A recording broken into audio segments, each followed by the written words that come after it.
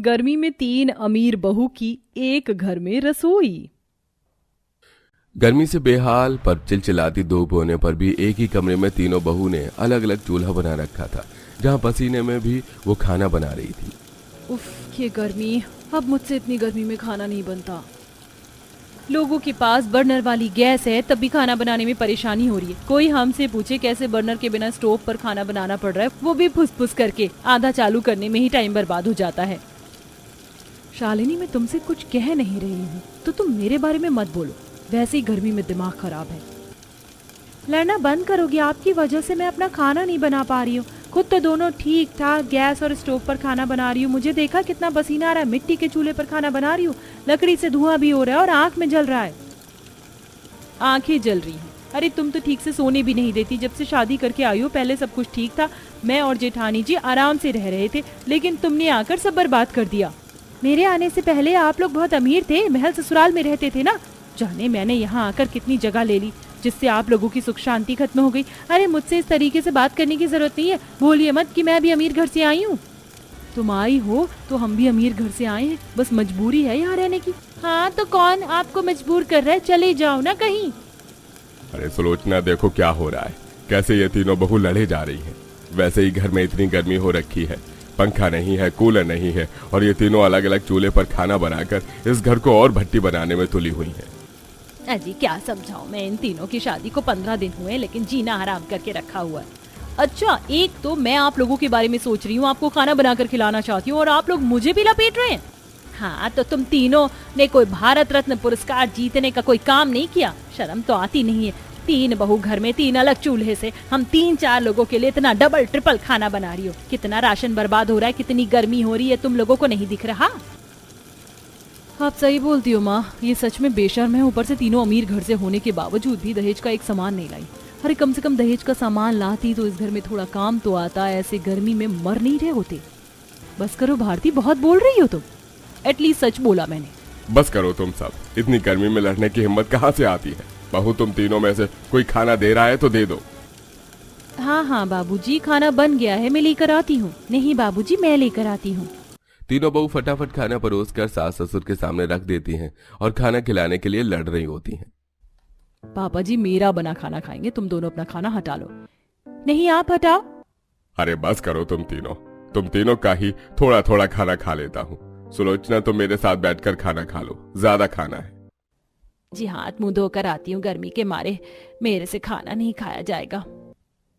सुलोचना हाथ मुंह धोने चली जाती है तो हैंडपंप में आई गर्म पानी से उसका हाथ जल जाता है। फिर वो घर में आकर घड़ा का पानी चेहरे पर डालती है। हाँ बाप रे बाप, मर गई मैं तो। बाहर कितना गर्म पानी आ रहा है, जमीन का भी हैंडपंप से। काश हमारे पास फ्रिज होता, घर में टंकी होती, कुछ पैसे होते, लेकिन घर की गरीबी तो देखो, खत्म नहीं होती है। ऊपर से घर में 3-3 बहू होने के बाद भी कुछ भी अच्छा नहीं हो रहा, बस सुबह शाम कलेशबाजी। माँ जी आप घूम फिर कर हमारे ऊपर ही क्यों आ जाती हैं?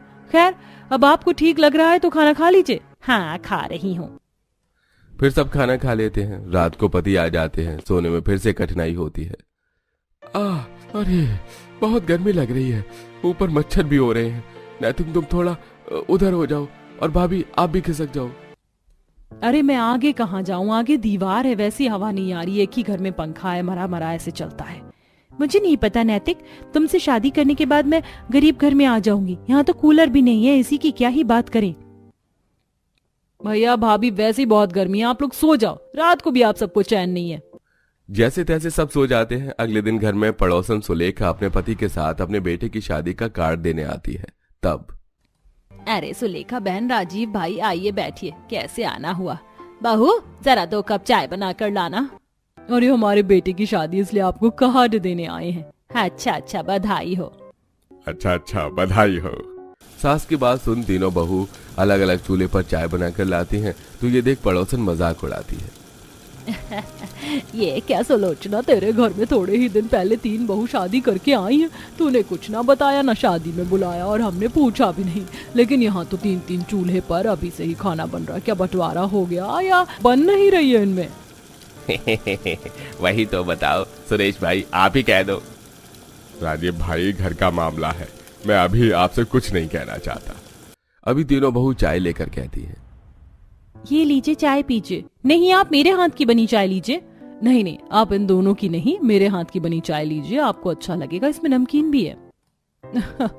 देखा सुलोचना, तेरे घर का हाल। अब बता हम किसके हाथ की चाय पिए भाई, हम तो चल रहे हैं, ये चाय तुम अकेले पी लेना। वैसे भी इतनी गर्मी में हम चाय नहीं पी सकते। ये कहकर पड़ोसी लोग मजाक उड़ाकर चले जाते हैं। दरअसल पहली अमीर बहू तो दिग्विजय से यूं ही शादी करके आ गई थी, लेकिन राहुल ने शालिनी से उसके घर से भागकर शादी कर ली और तीसरा वाला इतना मासूम दिल का निकला कि आत्महत्या करती। रितिका को उसने बचा लिया और शादी करके घर ले आया। माँ बाप ने तो कुछ नहीं कहा, लेकिन शादी के कुछ ही दिनों में उनकी लड़ाई होने लगी, क्योंकि अमीर घर से होने की वजह से वो गरीब ससुराल में रह नहीं पा रही थी, लेकिन मजबूर होकर रह रही थी। वहीं तीनों घर के बेटे भी फैक्ट्री में काम करके घर का खर्च चलाने की कोशिश कर रहे थे। वक्त गुजर जाता है, आए दिन गर्मी में बुरा हाल होता है। वहीं तीनों पत्नी कभी अपने पति से लड़ती तो कभी घर वालों से, तो कभी आपस में ही। एक शाम तीनों बहू बाजार से सामान लेने गई थी। तभी तीन बहू को प्यार से सामान लेता हुआ सुलोचना और उसकी बहू देखती है, और इसके बावजूद भी तीनों लड़ती हैं। अरे मैं लौकी की सब्जी ले रही हूँ ना कोफ्ते बनाने के लिए, तो तुम दोनों कोई दूसरी सब्जी क्यों नहीं ले रहे? मेरी नकल मत करो। अरे नकल करने के लिए आप ही बची हो क्या? आप कुछ और सब्जी ले लो, मुझे तो यही बनानी है। रितिका तुम शिमला मिर्च ले लो, नहीं तो आलू खरीद लो। अरे मैं हमेशा ही क्यों सैक्रिफाइस करूँ? छोटी हूँ तो आप दोनों मुझे ही बोलोगे, कभी खुद बड़प्पन भी दिखा दिया करो। तीनों बीच बाजार में लड़ने लग जाती हैं। आते जाते लोग उन्हें देख रहे होते हैं। तभी सुलोचना उन तीनों को घर लाकर सुनाने लगती है। कब सुधरोगी तुम तीनों, मुझे ये बता दो। देखा था ना बाजार में तीन बहू कैसे प्यार से सामान ले रही थी, और खुद को देखो कैसे कुत्ते बिल्ली की तरह लड़ रही थी। जब से शादी करके आई हो मेरे घर की सुख समृद्धि शांति भंग कर दी है। इससे अच्छा तो हम पहले ही गरीबी में रोटी बनाकर खा रहे थे, तुम्हारे आने के बाद भी सब बर्बाद हो रहा है। डबल राशन जाता है, मेरे बच्चों के पैसे लगते हैं। अगर यही पैसे बच जाते तो अब तक कूलर आ जाता घर में। वैसे तुम हाय गर्मी करती रहती हो, लेकिन तुमने घर के लिए अभी तक किया ही क्या है? अरे तुम तो पढ़ी लिखी गंवार हो, एक रसोई में मिलकर खाना नहीं बना सकती। सास की ये बात सुन तीनों बहू की बोलती बंद हो जाती है। अगले दिन घर में उनसे कोई बात नहीं करता। तब अकेले में तीनों बहू। सच में अब तो सर से पसीना बहते बहते पैरों तक आ गया है। माँ जी ने कल हम तीनों को सही डांटा है। हमने पैसे तो बहुत बर्बाद किए, लेकिन अब पैसे बचाने के लिए और कमाने के लिए क्या करें? दीदी ऐसा कुछ काम करते हैं जो हमारी पढ़ाई लिखाई नॉलेज काम आए। मुझे समझ आ गया हमें क्या करना चाहिए। बड़ी दीदी ट्यूशन पढ़ा लेंगी, मुझे फॉर्म वगैरह ऑनलाइन डॉक्यूमेंट के काम अच्छे से आते हैं, मैं वो करूंगी, और तुम कंप्यूटर क्लास दे दो बच्चों को, हर महीने 500 रुपए फीस। हाँ, इससे हमारे घर वाले भी खुश हो जाएंगे और धीरे धीरे हम अपना घर बनवा लेंगे और एसी कूलर भी ले आएंगे, साथ में चूल्हा भी एक ही रखेंगे। हाँ बिल्कुल। तब से तीनों बहू प्यार से घर में काम करने लगती हैं। बाकी की दो चूल्हे हटा देती हैं। साथ ही थोड़ा लोन लेकर रितिका 3-4 कंप्यूटर ले आती है, जहां आसपास के बच्चों को पर्चा बांटा जाता है। कंप्यूटर और कोचिंग क्लास के लिए दोनों बहू ट्यूशन पढ़ाती हैं, एक कंप्यूटर का और एक सब्जेक्ट का। बाकी तीसरी बहू घर के एक कोने में साइबर कैफे का काम खोल लेती है। लोगों के ऑनलाइन डॉक्यूमेंट भर के पैसे भेजकर और आधार कार्ड का काम करवाकर धीरे धीरे घर की आर्थिक स्थिति को बेहतर करने में मदद करती है। और 3 महीने में ही वो घर में EMI पर एक एसी ले आती है, जिससे पूरे घर में एसी की ठंडी हवा बहती है। साथ ही अब उनके ट्यूशन के बैच भी बहुत ज्यादा होते हैं। कंप्यूटर का लोन भी उतार देती है और घर में मॉडर्न रसोई भी बन जाती है। एक दिन, अरे वाह, जैसे ही तुम तीनों की अकल पलटी इस घर की काया पलट गई। देखो तो अब तो हमारी रसोई भी बहुत अच्छी हो गई और घर में गर्मी की दिक्कत भी नहीं है। और माँ जी ये सब आपकी उस दिन की डांट की वजह से हुआ है, तभी हम संभल पाए। और अभी तो देखना आप, हम इसका ऊपर का फ्लोर बनाएंगे और फ्रिज भी लेकर आएंगे। हाँ बिल्कुल बच्चों। इस तरह तीनों अमीर बहू अपने गरीब ससुराल को बेहतर कर देती हैं और वहाँ खुशी खुशी रहने लगती हैं। कितना समय लगाएगी बहू? यहाँ सब खाने का इंतजार कर रहे हैं। बस माँ जी आ गई। कंचन हाथ में कांच का कटोरा लिए डाइनिंग टेबल की तरफ बढ़ रही होती, तभी उसके हाथ से कांच का कटोरा छूट जाता है। हे भगवान, इसने ये क्या किया? पहली रसोई में ही सत्यानाश कर दिया। अब तो माँ जी के तांडव से कंचन को कोई नहीं बचा सकता। देखा नहीं था कल कैसे दीदी को एक गिलास पलटने पर सुना रही थी, जबकि वो टूटा भी नहीं था। क्या बात है बहू, मैंने अपनी कांच की रसोई का सत्यानाश करवाने के लिए तुझे अपने घर की बहू बनाया है? खा लिया खाना, भर गया पेट और हो गई आपके कांच के महल को ढाने की तैयारी। सीमा और मधु डरे हुए थे। वहीं कुंती लगातार कंचन को खरी-खोटी सुना रही थी। आखिर कांच की रसोई के लिए कुंती का इतना प्यार क्यों? जो कुंती एक कटोरे के टूट जाने पर इतना भड़क क्यों रही थी, इसे जानने के लिए हमें कहानी में पीछे चलना होगा। दीनानाथ अपनी 3 बेटी सीमा, कंचन और मधु के साथ रहता था। दीनानाथ की पत्नी सावित्री की एक बीमारी के कारण कई साल पहले ही मौत हो चुकी थी। दीनानाथ की तीनों बेटियों के लिए एक ही घर से रिश्ता आता है। तुम तीनों को मैं माँ का प्यार तो नहीं दे पाया, लेकिन जिस घर में तुम लोग जा रही हो वहाँ तुम्हारी सास तुम्हारा अच्छे से ध्यान रखेंगी। दीनानाथ को अपनी तीनों बेटियों के लिए एक ही घर में रिश्ता मंजूर था। रिश्ता पक्का होने के बाद कुछ ही दिनों में दीनानाथ की तीनों बेटियों की शादी कुंती के तीनों बेटों से करवा दी जाती है। आज से ये घर तुम तीनों का है। पिता का घर तो हमेशा पराया होता है और बेटियां पराया धन। बिल्कुल भाभी, आज से ये घर आप सभी का है। सीमा, कंचन और मधु का ससुराल में काफी अच्छे से स्वागत किया जाता है। सीमा घर की सबसे बड़ी बेटी और बहू बनी थी, तो वो काफी समझदार थी। वहीं कंचन और मधु सीमा से बिल्कुल अलग थे। मधु, तूने देखा यहाँ का किचन कितना बड़ा है और किचन में मौजूद हर एक चीज कांच की है। हाँ हाँ, मैंने देखा, हमारे ससुराल की रसोई कांच की बनी हुई है। अब से हमें इस किचन में खाना पीना बनाना है तो थोड़ा सावधानी से। कांच की रसोई काफी कीमती लग रही है और कांच के बर्तन भी महंगे हैं। हाँ हाँ दीदी, हमें पता है, घर पर तो बड़ी होने का फायदा उठाया ही है आपने। यहाँ भी जेठानी बनकर बस हुक्म चला रही हो। अपनी छोटी बहन कंचन की बात सुनकर सीमा उसकी बातों को नजरअंदाज करती है। तभी कमरे में कुंती का आना होता है। मैं तुम तीनों से ये कहने आई हूँ कि कल से तुम्हारी पहली रसोई की रस्म शुरू होगी। तो पहले दिन पहली बहू, दूसरे दिन दूसरी और तीसरे दिन तीसरी बहू रसोई की रस्म पूरी करेगी। जी माँ जी, जैसा आप कहें। कुंती अब वहां से चली जाती है, लेकिन कंचन और मधु के चेहरे की हवाइयां उड़ी हुई थी। अरे नहीं नहीं, कांच के उस रसोई में जाने में मुझे डर लग रहा है, कुछ टूट गया तो आफत आ जाएगी। इसीलिए तुम दोनों को समझा रही थी कि जरा ध्यान से, कुछ टूट फूट ना जाए। अब अगले दिन सीमा पहली रसोई की रस्म पूरी करते हुए कांच की रसोई में खाना बनाती है। सामने से कांच की रसोई से तेज धूप की किरण सीमा को पसीने से तरबतर कर रही थी। अरे बाप रे दीदी, यहाँ तो कितनी गर्मी है। ये बर्तन कितने चमक रहे हैं और भारी भी हैं। इसीलिए कह रही हूँ, नाजुक चीज है, इन्हें संभाल कर और ध्यान से ही काम मिलाना। बाहर सभी सीमा की पहली रसोई में बने खाने का इंतजार कर रहे थे। कुछ देर बाद सीमा सभी के लिए खाना लगाती है। भाभी, क्या मटर पनीर की सब्जी बनाई है आपने, और ये गुलाब जामुन तो लाजवाब है। कंचन देख रही है ना, दीदी को यहाँ भी तारीफ मिल रही है, आखिर हमारा क्या होगा। बहू, ये शगुन के तौर पर तेरे लिए सोने के कंगन, खाना वाकई बहुत अच्छा बनाया है। कुंती अपनी बहू को पहले ही खाना बनाते हुए देख आती है, जो सीमा साफ सफाई से और बर्तन को उसकी सही जगह पर रखते हुए खाना बना रही थी। तो कुंती को देखकर अच्छा लगता है। अभी तो तुम्हारी 2 और बहुएं बाकी हैं, उनके लिए भी शगुन बचाया है ना। वो तो खाने पर है कि उनके हाथों में खाने का कितना जादू है जो मुझ पर चलेगा। अगले दिन सुबह सीमा जल्दी उठकर खाना बना लेती है, क्योंकि कांच की रसोई में सामने से आने वाली धूप खाना बनाने वाले की हालत खराब कर देती थी। दीदी, आज तो मेरी रसोई थी, तो आपने सुबह खाना क्यों बनाया? इसीलिए क्योंकि मुझे पता है तुम दोनों के उठने का समय क्या है। तभी वहाँ मधु आती है और वो पानी का ग्लास लेकर पानी भरकर जैसे ही पानी पीने लगती है, उसके हाथ से पानी का ग्लास गिर जाता है। सत्यानाश हो इस ग्लास का।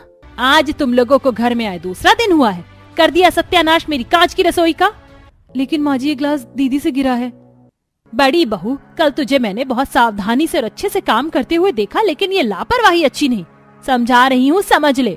मधु और कंचन कुंती के चले जाने के बाद खुश होते हैं, लेकिन सीमा कोई जवाब नहीं देती। अब देर शाम कंचन अपनी पहली रसोई की रस्म पूरी करती है। खाना बन गया है बहू? हाँ, बस खाना तैयार है माँ जी। अब जैसे ही कंचन सब्जी से भरा कांच का कटोरा लेकर किचन से निकलती है और डाइनिंग टेबल की तरफ बढ़ती है, वैसे ही कंचन के हाथ से वो कांच का कटोरा गिर जाता है। कर दिया सत्यानाश इसने।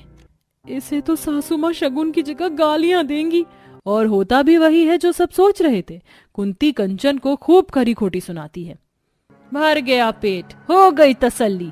मुझे लगता नहीं माँ, ज्यादा दिन आपकी कांच की रसोई टिक पाएगी। माँ जी, आप गुस्सा मत कीजिए, मैं इन्हें रसोई संभालना और सहजना सिखा दूंगी। उसी में भलाई है। कंचन के साथ पहली रसोई में जो कुछ होता है उससे मधु डर जाती है, लेकिन उसे भी पहली रसोई की रस्म तो निभानी थी। अब उसकी बारी थी। सब कुछ ठीक से हो जाने के बाद जब डाइनिंग टेबल पर मधु सबके लिए खाना लगा रही होती है, तभी उसके साड़ी के पल्लू से कांच के कई ग्लास गिरकर टूट जाते हैं। कोई बात नहीं बहू, गलती से हुआ है। गलती से तो मैंने तुमसे भी शादी करके की है, तो उसका क्या? बहू, कल तुझे समझाया था ना, और अपनी बड़ी बहन को देख ले कितना संभाल कर काम करती है। माँ जी, जो हुआ गलती से हुआ। तुझे बीच में बोलने की जरूरत नहीं है। कल जो तूने किया वो मैं भूली नहीं हूँ। तीनों की तीनों कान खोल के सुन लो, खासकर तुम दोनों। मेरी कांच की रसोई पर आंच आई तो जान ले लूंगी। कुंती अपनी बहू से ज्यादा अपने कांच की रसोई पर ध्यान रखती है कि उनकी बहुएं कांच की रसोई अच्छे से देखभाल कर भी रही हैं या नहीं। पानी पीने के लिए भी सोचना पड़ रहा है, कहीं कांच की ग्लास हाथ से ना छूट जाए और माँ जी का खौफ झेलना पड़े। अब कंचन और मधु देर रात किचन में खाना खाते हुए एक दूसरे से बातें कर रहे होते, तभी उनके हाथ से पानी का ग्लास छूट जाता है। तो वहां कुंती से पहले सीमा पहुंच जाती है। तुम लोगों को समझ नहीं आएगा ना? माँ जी, ये ग्लास कंचन और मधु से नहीं, मैंने गिराया है। लगता है इन दोनों की परछाई तुझे भी लग गई है। चाहती क्या है तू? आगे से ऐसा नहीं होगा माँ जी। सीमा को कुंती सुनाकर वहां से चली जाती है, लेकिन कंचन और मधु एक दूसरे को देखते हुए कहती हैं, दीदी को कुछ ज्यादा अच्छा बनने का शौक चढ़ गया है। सही कह रही है तू, अब कुछ भी गिरता है तो दीदी का ही नाम लगाएंगे। कंचन और मधु अब अपनी ही बड़ी बहन को आए दिन खरी खोटी सुनवाने लगी थी। दोनों जानबूझकर ग्लास गिरा देती और नाम सीमा का। अब कंचन और मधु खाना बनाते हैं। बहू खाना लगा दे, भूख जोरों की लगी है। कंचन अब सभी के लिए खाना लगाती है, लेकिन वह खाना खाते ही कुंती आग बबूला हो जाती है, क्योंकि खाना खराब हो चुका था। और कुंती कंचन और मधु को खूब सुनाती है, बहुत हो गया, अब मैं और नहीं सह सकती। ये खाना खराब हो चुका है, अभी के अभी तुम दोनों मेरे घर से निकलो। माँ जी, मैं आपके आगे हाथ जोड़ती हूँ। इन दोनों की गलती बस इतनी है कि इन्होंने खाना रसोई में रख दिया था और वहां से आने वाली धूप के कारण ये खाना खराब हो गया। कंचन और मधु अपनी बहन को गिड़गिड़ाता हुआ देख अपनी बहन और सास से माफी मांगती हैं। माँ जी, मुझे माफ कर दो। दीदी ने हमारे लिए जितना किया, हमने उतना ही उन्हें रुलाया है। माँ जी, अब तक हमसे जो गलती हो रही थी, आगे से अगर हमने ये गलती दोहराई तो हमें आप घर से बेशक निकाल दीजिएगा। कंचन और मधु को एहसास हो जाता है कि जिस दीदी से वह नफरत कर बैठी थी, असल में वह उसकी माँ थी, जो हर वक्त उन्हें प्रोटेक्ट करती थी।